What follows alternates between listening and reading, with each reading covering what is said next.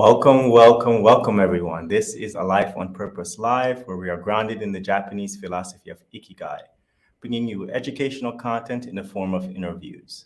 Today, we have Devon Graham, the Black Airbender, my amazing friend that's going to really connect us with the breath today.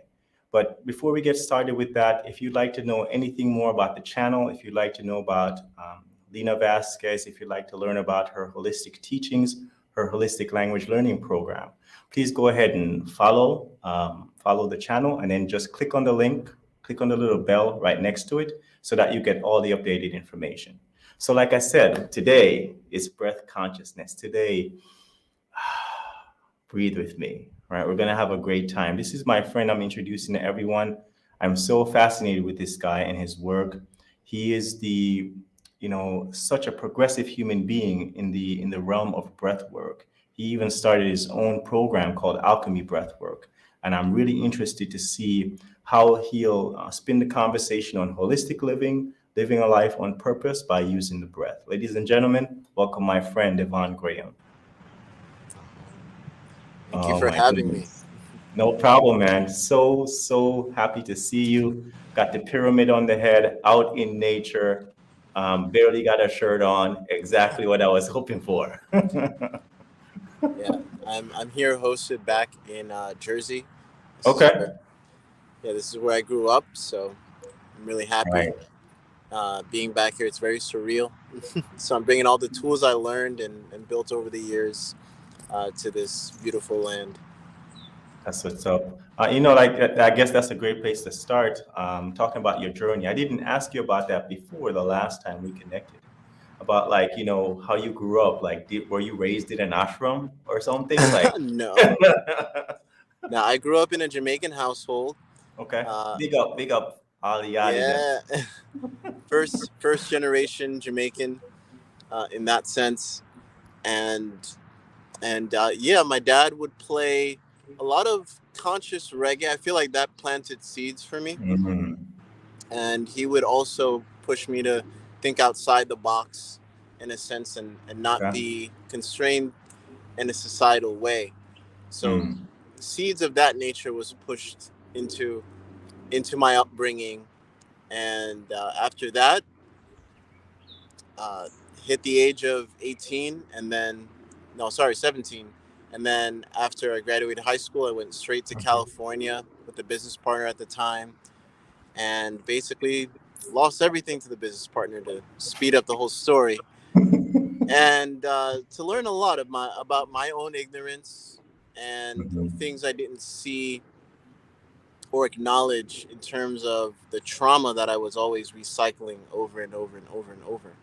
Mm. And when I met my mentor at the time that got me into the breath, he is a Bigu master from China, and he was giving a seminar right next to Bruce Lee's statue in LA. Oh wow. And right after, I told him, "Hey, I lost everything. Um, I had to literally sell my laptop for gas money. I love Mm. everything you were talking about, and I would love to train under you." And he literally brought me under his wing, and he had me fast for 2 weeks on liquids. That was the first time I've ever done any type of Mm. elongated fast like that.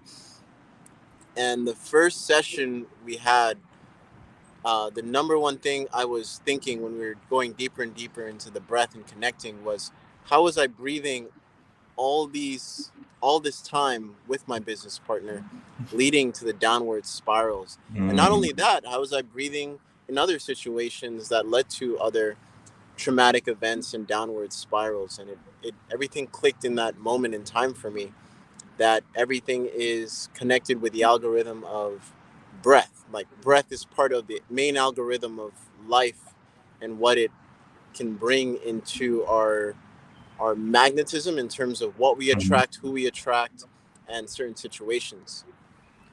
Wow. It's so interesting to hear those stories. It's like I just had a conversation last week about that same thing when it comes to us getting up to that knife edge. You come to that precipice after having lost or suffered some type of trauma or myself when it comes to like either being in the military, going to war, or something like that, right? And then you have this area where you can either dive down into depression or anxiety, or you can somehow become elevated, right, to a higher state of consciousness. So thank you for sharing that beautiful story. As you were talking through it, going through, the different aspects of the breath, and you were saying you were breathing through the different circumstances. Can you expand on what that actually means? What do you mean by that? Yeah. So, I mean, in the sense of how you breathe is how you think, and Mm, how you think is how you do. And right. what you do is what attracts certain situations, people, and just your frequency. What you do frequently becomes your frequency.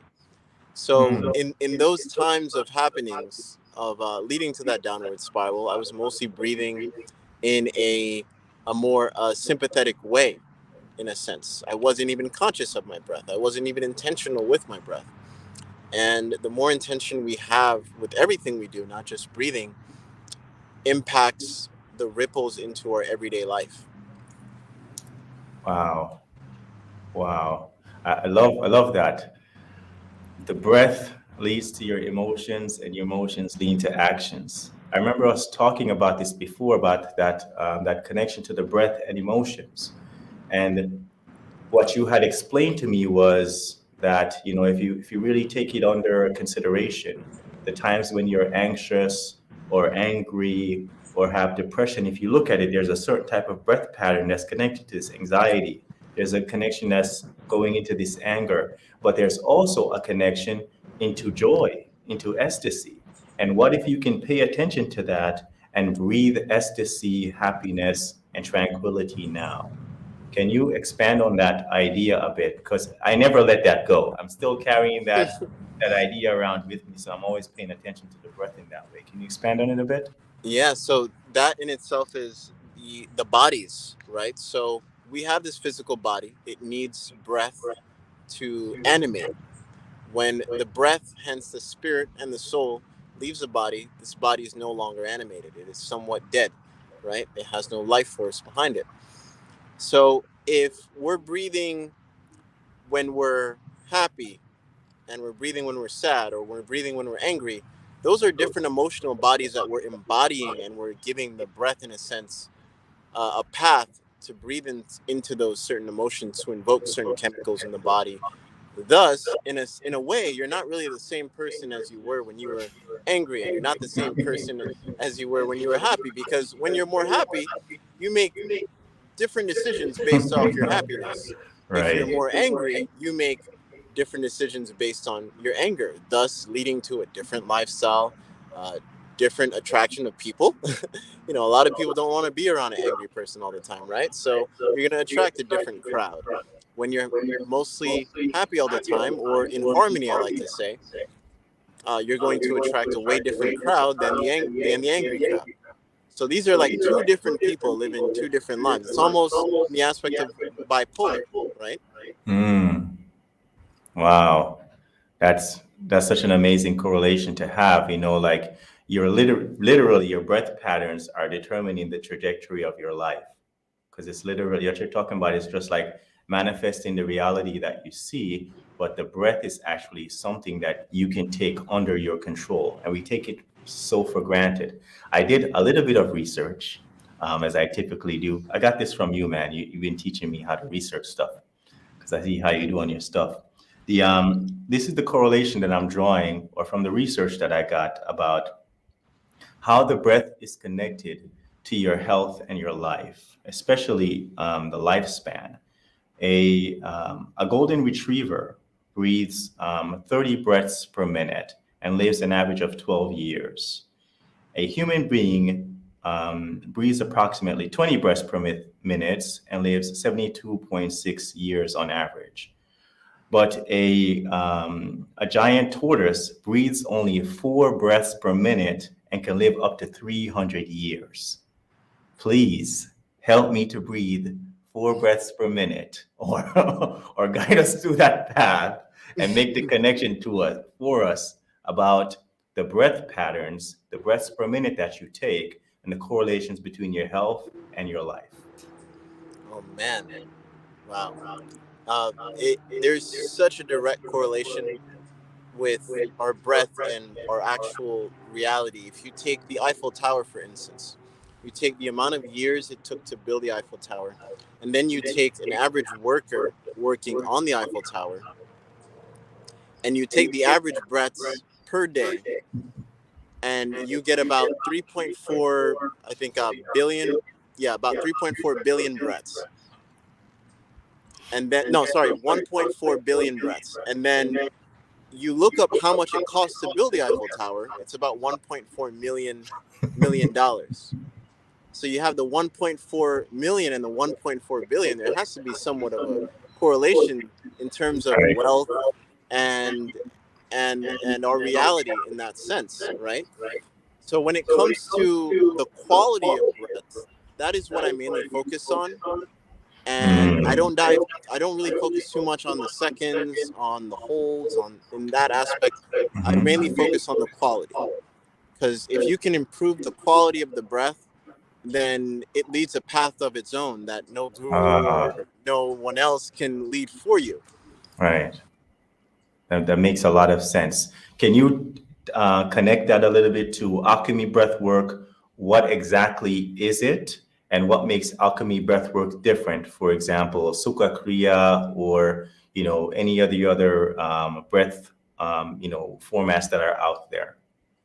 Yeah, so alchemy breathwork is an amalgamation of um, parasympathetic style of breathing, pure nasal breathing, and utilizing it with things like mental breathwork, things like quantum breathwork, things like color breathing. But in essence, these are things you can do in the real world, in real time happenings, and interacting with the real world rather than um, using it as an escapism. It's utilizing the real world that life, Allah, God, Mm. whoever, however you want to describe the creator of the universe, has given you, and utilizing that as tools and harmonizing with it and alchemizing with it instead of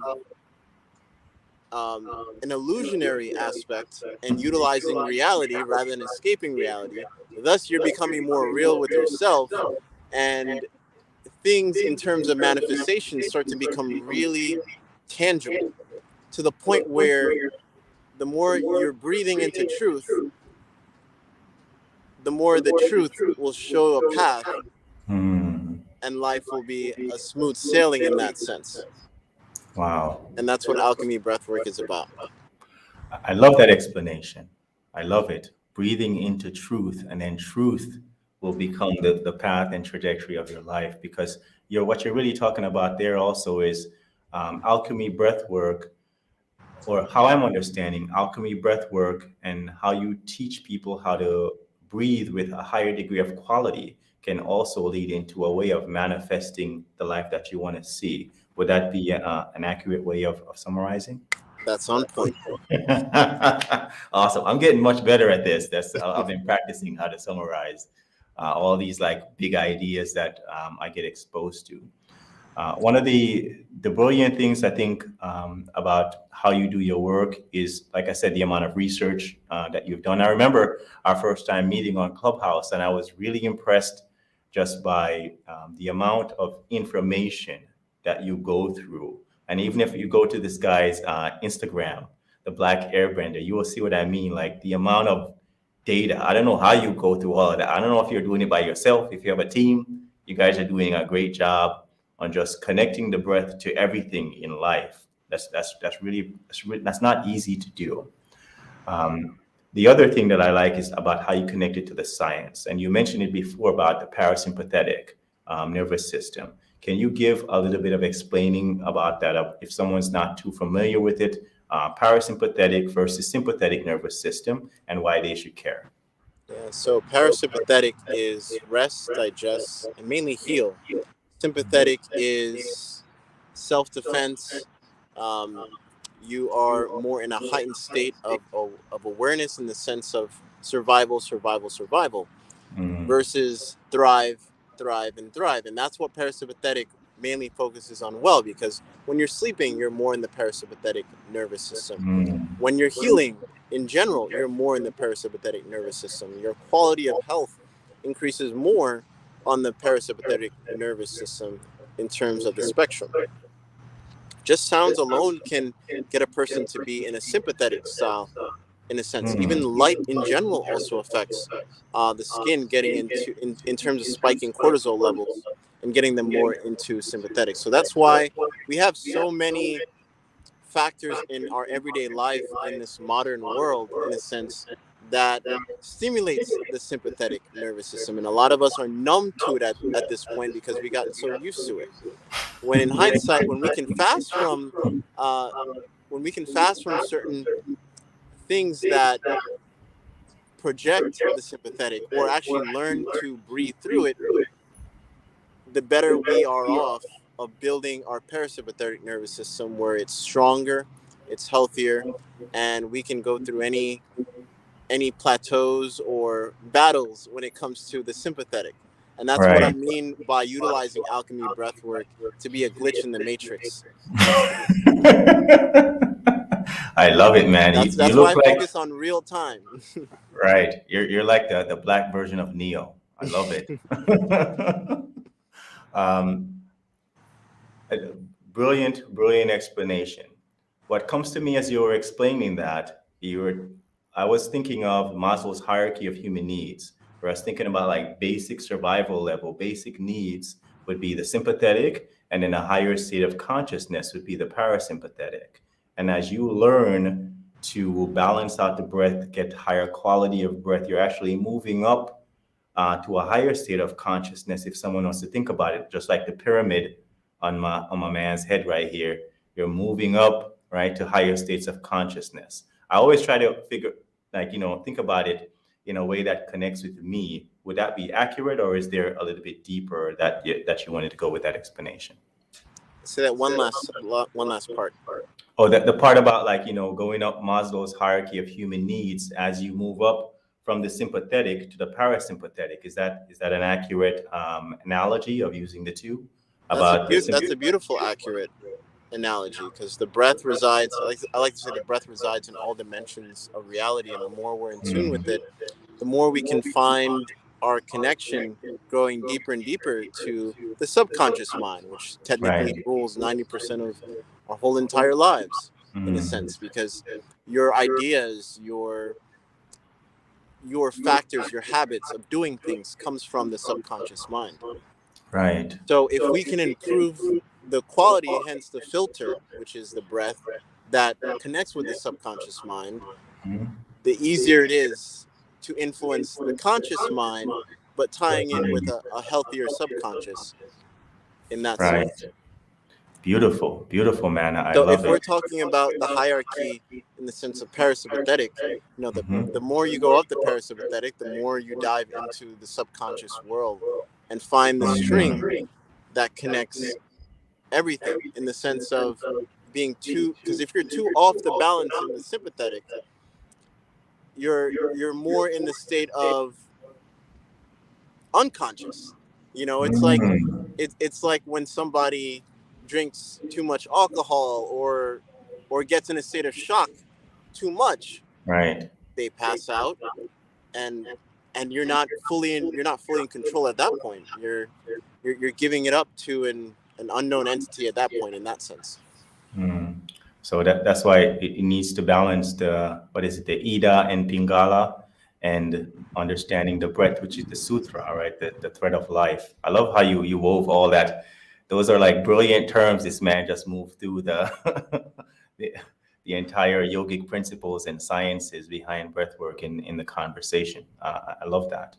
And there must be a correlation then between, like, how we breathe and its effect on our state of consciousness, yes, but also our collective consciousness. Is there any correlation between that, between even how you show up with the quality of your breath and how you impact the environment, versus the environment just constantly impacting you? I think people might be interested. If not, I'm definitely interested in knowing that. So I like to say the external world will rule the way you breathe until you rule the way you breathe. So Mm, what do I mean by that? Even the CIA, they have something called mirror breathing, where you mirror someone's talking with the breath, and you'll notice you'll have a heavier impact in the room as well, in the sense of that person. Let's say that person is coming from a frantic state of mind, or maybe not even the best intentions in a sense. And this is right. also what horses do when they first meet you. When the horse meet you, it likes to match your breathing to tell whether or not you are a threat or a friend. Mm, So when someone's talking, that would be your exhale. And whenever they inhale, you inhale with them. And then they talk, that'd be your exhale. And a couple breaths, you would do this. And then at a certain point, when they inhale, you want to actually elongate your exhale even more while they're talking and they inhale. And the longer you can do that, you'll start to notice them being more calm, because their mm, mirror neurons love, everyone home, where home is energetically is a parasympathetic nervous system. So the okay. more calmer you are, the more calmer that person will take the vibration of their mirror neurons and match it either unconsciously or consciously. It's going to happen either way. Something has to give, right? And Right. home, everyone knows where home is, where the heart is, and that's where the breath is a guide, whether someone is in a room or in their environment, it'll start to harmonize. Right. I love it. That's like, think about breath as the holistic approach like Lena has with her holistic language learning program, whereby it incorporates more than just, the psychological aspects of learning when it comes to like just your brain, just like, Rhoda reiterating information. What if you can, practice a certain type of breathing while you're learning a new language or learning a new skill? You will Oof. incorporate it deeper into your subconscious. Man, I could have used that in high school, bro. Hey, whenever I see someone young come into Brett Dojo, or it's a one-on-one, it's always in the back of my head. I wish I had these tools at a way younger age. That's so important. Thank you for bringing up that comment about Breath Dojo. Can you expand on that a little bit? I think that's a new program that you just launched. Can you tell people that are watching the video right now, like what to expect from Breath Dojo, and why they should actually go to that program? Yeah, Brett Dojo. We just finished Brett Dojo 6. So there's 6 total Brett Dojos as of now, and we start 3 a.m. Eastern time, and every 3 hours we would have a Brett Dojo. We would have a session, and this is a solid breathing. You're not going to pass out. You're not going to have a seizure or anything of that nature. And it's very parasympathetic friendly, and you can have that whole experience of finally doing breathing exercises literally the whole entire day. Wow, I love it. And I know you have, I think, Breath Dojo 1 on your YouTube channel. Yeah, Brett Dojo 1 is available for free on my YouTube. So check out that playlist, Devon the Black Airbender. Right, awesome. Can just very briefly, can you connect why it's important to like pay attention to the times of day?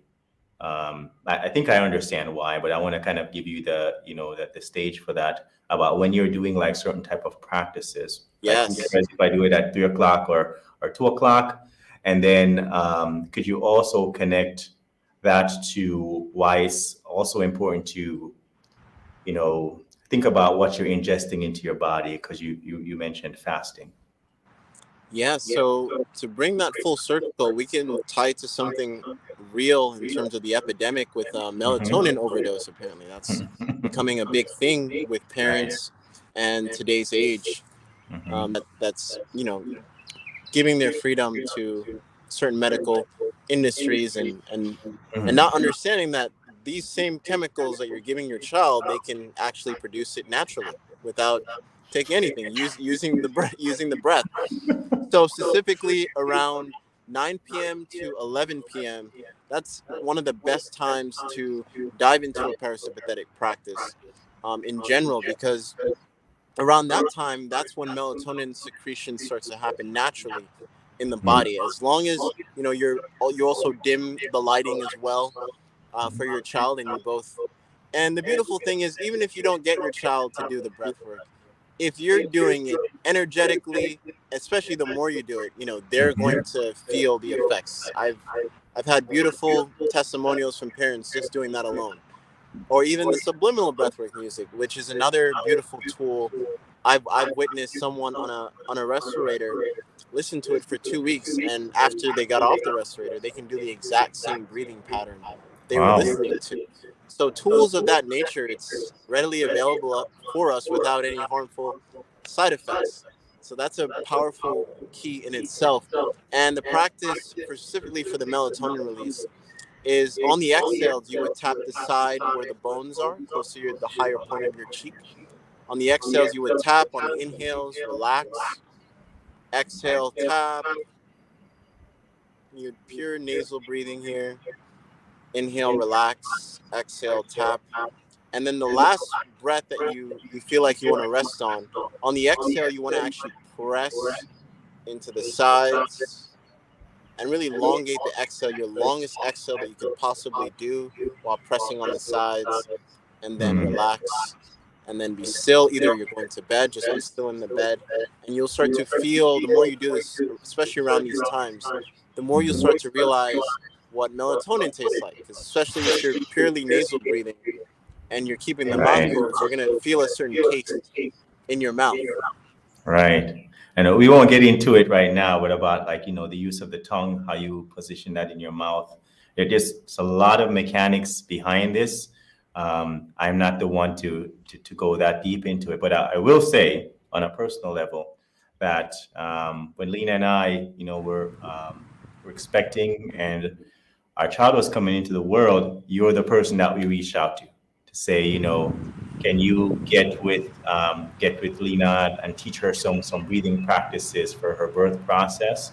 And it was really beneficial. I got to tell you, like, many thanks for helping us out with that there. Oh, I think we just lost this signal. Right? Yeah. So, well, guys, this great timing. See, things happen in the flow that it kind of needs to as we wrap up the show. I know that Devon had to go do something at 3, so he had already kind of told me before. But seriously, if you guys are interested in breath work, the parasympathetic nervous system, the sympathetic nervous system, learning how to breathe properly, this is a really good resource to have because I already kind of gave you some of the preliminary science there. Oh, we can bring him back if he came back in. Did you There we did go. you lost signal? Apologies. Yeah, no, it's all good, man. That was beautifully explained. I know we have like only a couple of minutes right now. I don't know if you had finished talking or to tap into also the digestive system, fasting, and why that's also important in these times. In terms of improvement, Right, exactly. Like, is there a correlation between, having a higher quality of breath and also fasting, not just from people, places, and things, but also like, with your physical body? yeah. So no matter what type of diet you're on, no matter how best the quality is, if your breathing improves, the quality of your intake improves in a sense. I had one person that was taking vitamin D pills and he stopped taking them. And in 3 months' time, when he went to do blood work, his vitamin D levels were super high. So, what happened here? Well, the breath quality improved, thus, your gut quality improved. So, you Mm, can assimilate either more nutrients from the air, or I like to say biophotons specifically, mm, specifically the biophotons either from the air or from your environment when the breath increases in terms of energetic resonance on the body. So you can right. assimilate more from the foods you eat, from the environment in general. And when it comes to fasting, the breath is a powerful tool to help with fasting and have deeper cleanses in that sense. Beautiful, beautiful. Cleansing your body by cleansing the breath. I love it. I love it, man. This is, man, I wish I could talk to you about this stuff all day long. For a very selfish reason, I'm big into that. Lena and I both have our personal breath practices that we do. but I know that you had worked with her and she still does those breathwork practices that you taught her. So thank you so much for that. And I know she's watching. So Lena, the next time the baby's crying, like mirror the breath and and slow down your breathing, so so we can sleep. That that's kind of like the only advice I have there. But yeah, like thank you so much, man. Alchemy Thank you. Breathwork. You have Breath Dojo 6 coming. I know we have your website down in the comments, but I'll also put in the link there for the Breath Dojo since we talked about that quite a bit. And mental breathwork as well. Okay, and mental It's the breath 10-week work. mental breathwork journey. Perfect. Can you talk a little bit about where people can find you? Where would someone connect with you if they wanted to either know more, figure out some more stuff about your courses, or just connect with you directly? Yeah, the Black Airbender on Instagram, also alchemybreath.work, also on Instagram, and that's the main website. And you can find me on YouTube as well as Devon the Black Airbender. Awesome, Devon. Thank you so much for joining us. I want to respect your time, respect your energy, and just say thank you so much for joining us on A Life on Purpose Live. Oh, brother. Peace and All right, harmony, peace and guys. love, man. Yeah, I'll message you later. I'll bug you a little bit. Yeah, guys. So wow, that was a beautiful, beautiful interview. I hope somebody here watching right now will take up something from this interview, that the quality of your breath equals the quality of your life. I promise you that. No matter what type of yoga you're doing, no matter what type of spiritual practices that you have, if you're not incorporating the sutra, the thread of life, breath work into your process, you're missing out on so much quality that you don't need from external, right? You have it inside of you. And as I always say, and I will continue to say, you don't need to be improved. All that you need is already within you. Love you guys.